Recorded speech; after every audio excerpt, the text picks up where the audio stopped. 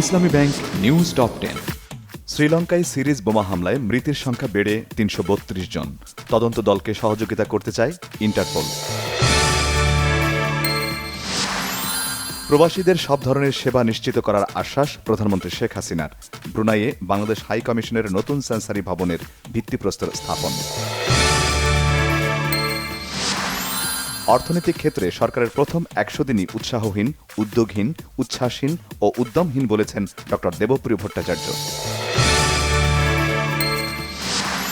Voter তালিকা হালনাগাদ কার্যক্রম শুরু।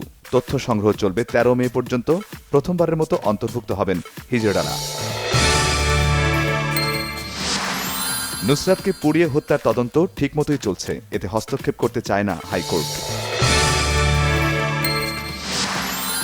অগণতান্ত্রিক সরকারের সাথে দর কষাকষির ইতিহাস রয়েছে আওয়ামী লীগের, মন্তব্য রুহুল কবির রিজভীর।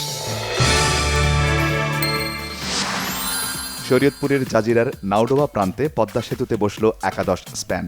দৃশ্যমান হল সেতুর ১৬৫০ মিটার। রানা প্লাজা দুর্ঘটনার পর তৈরি পোশাক খাতে বেশ কিছু অগ্রগতি হলেও তা আশানুরূপ নয়, মনে করে টিআইবি।